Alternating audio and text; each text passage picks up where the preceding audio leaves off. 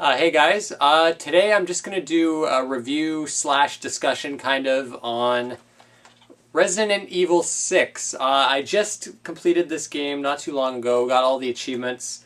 I got it as a Christmas gift. Now I know the reception to this game has been pretty poor, I think. Of course, the Resident Evil fans, the guys that really love the older games, completely shit on this game.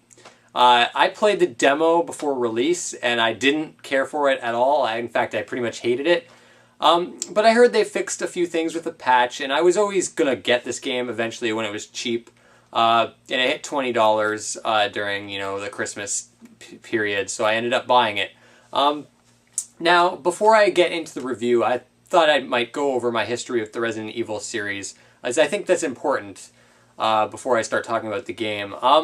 I'm not the biggest Resident Evil fan. The first game in the series I played was Resident Evil 2 on the N64. I played the N64 port when I was a kid. I rented it, beat it, but I didn't love the game. I found it very difficult, and I hated the puzzles. And that's something I still don't really like in those games, at least the older Resident Evils.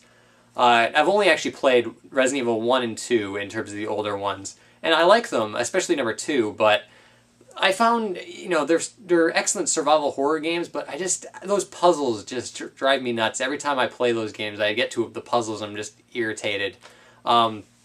So I don't have that appreciation for the series or the crazy love for it that a lot of other people do. I know a lot of people started with the first one back on the PS1, so, they really love this series and they hate what's happened to it. Resident Evil 4 was the first one I played where I completely fell in love with it. Resident Evil 4 is one of my favorite games of all time. I think that game is just terrific. And that game still had some survival horror elements. I mean, it had a great amount of tension. The controls were not, the tank controls of the older games, but they were still fidgety enough and, different enough to make the game challenging. I mean, that game was a pretty difficult game. I remember when I played it on the GameCube. So Resident Evil 4 I absolutely loved. Resident Evil 5 is where people started to kind of notice the series dropping in quality, and Resident Evil 5, in my opinion, is when the series just completely threw out the survival horror aspects. That game is a pure action game. I liked it. I had a lot of fun with it because it kept that same control scheme that Resident Evil 4 had, and in a lot of places it still felt like that and had that amount of tension. And on the higher difficulties, the challenge was still there. So I actually liked Resident Evil 5. I know a lot of people didn't. So that's kind of my history. So going into this game, I was kind of, I kind of knew it wasn't going to be like the old Resident Evil games. So I was kind of fine with that. I was just hoping it would be, up to Resident Evil 5 and 4's quality. It's not. Well, I'd say it's about maybe on par with Resident Evil 5. I'll start out with the production values. This game looks and sounds amazing. Visually, it's amazing. The cutscenes are so well produced. The music is, big and loud and crazy. The sound effects are fantastic on all the weapons and all the monsters. They really, you can tell a lot of money was spent on the production values of this game. It really feels like a Hollywood blockbuster movie when you're playing this. So that whole part is impressive. But that doesn't quite make a game, and that's where this game falters is in the gameplay, I think. Now, I will say I played this game quite differently than a lot of people did. I know a lot of people played this game solo. I played this co-op all the way through, all 4 campaigns, with my brother, and I gotta tell you, we had a lot of fun. I don't really think this game's terrible. It's got its problems, and I admit I probably wouldn't like it near as much if I hadn't have played co-op. I'll talk about the story. The story in this game is absolute nonsense. I do like how the 4 campaigns, they're kind of interwoven with each other, and you'll play some of the same stuff between campaigns and meet characters from each campaign. I really liked how they did that. I just wish the actual story was good. I don't know, it's really lousy, really. The dialogue in this game is cheesy as all hell. I know it's always been like that in the Resident Evil games. It's just, I don't know, it's like feels like the game tries so hard to get you invested into these characters and what's going on, but when the dialogue is so cheesy and just, you know, there's explosions and action scenes happening every couple minutes, it's hard to care about what's going on. And there's a lot of cutscenes in this game, and as well produced as they are, a lot of them are quite boring. And I just kind of, me and my brother just wanted to get with the game. So yeah, the story is definitely nothing special. I want to talk about the controls.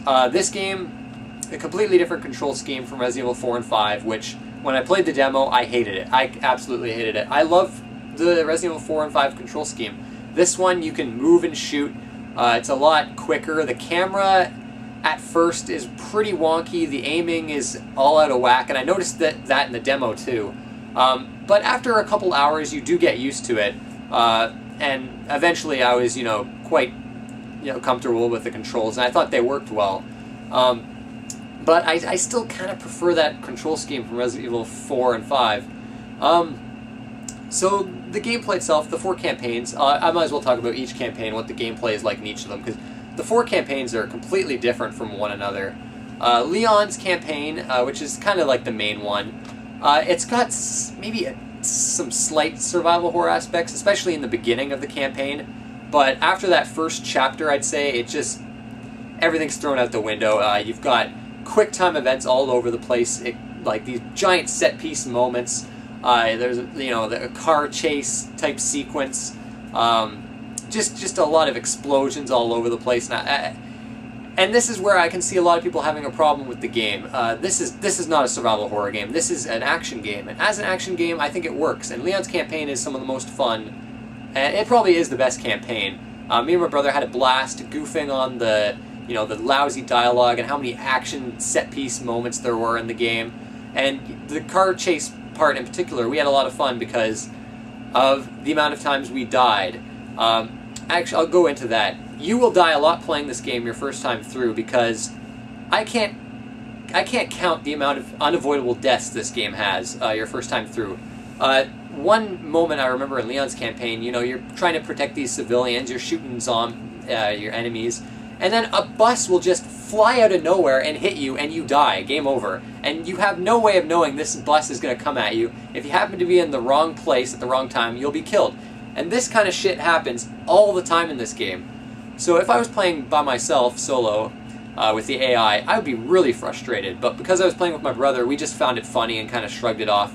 And we laughed pretty much any time that happened. So it added some, enjoyment to the game, but that's definitely a problem with it, I will say. You die way too much in this game from unavoidable deaths. And I'll talk about that. The challenge in this game is easy as hell. Even on professional difficulty, it's an absolute joke, especially compared to Resident Evil 4 and 5. Mainly due to the skills. You can get these kind of skill points from enemies. These enemies drop skill points. You can use that to get abilities like firearm power increasers and defense increasers, and when you use those, you become so overpowered that nothing can touch you. So the only way you'll die is in the quick time events or the unavoidable deaths. I'll talk about that too. The quick time events, way too many. I hate quick time events, and this game just bombards you with them. And a lot of them you won't see coming. You won't know what the input you have to do is, and before you can even figure it out, you're dead. Like the cutscene, these quick time events constantly kill you. They constantly interrupt the action too. So that's definitely a problem with the game. But me and my brother were just having a blast with it, because the quick time events would come out of nowhere. We'd die, and we just found that so hilarious. Some of the quick time events too are hard to figure out. There's this rope section in Leon's campaign. The first time we got to it, we didn't know what the fuck to do. Like this rope sequence, the way they tell you how to do the quick time events, the quick time event is ridiculous. Like it took us a good 10 minutes to figure out how exactly we were supposed to do the quick time event to proceed. Really, really frustrating. So yeah, Leon's campaign overall is very good. It's solid action. Some great boss battles. I'll talk about that. The boss battles in this game, I know a lot of people hate them. I actually kind of like them. They're multi-part epic boss battles. They take a lot of bullets to kill, but I don't know, they're kind of fun in a big budget action movie kind of way. I don't know, I thought they were pretty well done.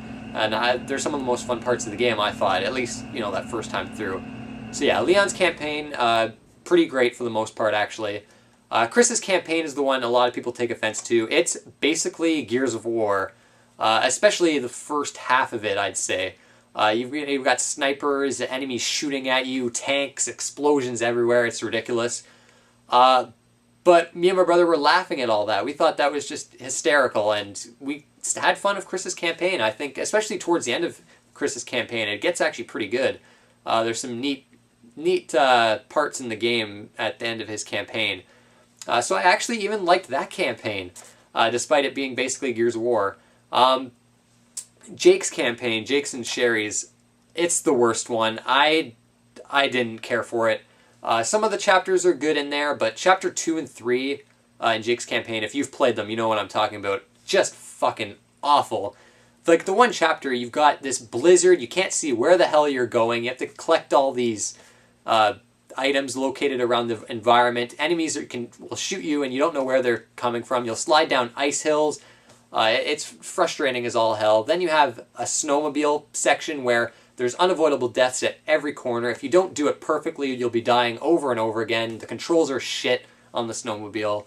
And then after that, you get an ill-conceived stealth section, which is also terrible. Like, that whole chapter 2 of Jake's campaign is just, ugh, I absolutely hated it. Chapter 3 was also really terrible too, because of respawning enemies. This game, there's quite a few spots with respawning enemies, which, I'm sorry, that kind of shit should not be in video games anymore. I don't care. Respawning enemies is terrible. Like, get that shit out of video games. Yeah, Jake's campaign, overall, not that great. A lot of crappy QuickTime events in there, to kind of a fun motorcycle sequence in there, but, you know, it's so not Resident Evil. And then you have Ada's campaign, which, it's decent. There's this chopper part at the end of the campaign that goes on forever, and it's so boring, even on co-op. So Ada's kind of has its moments.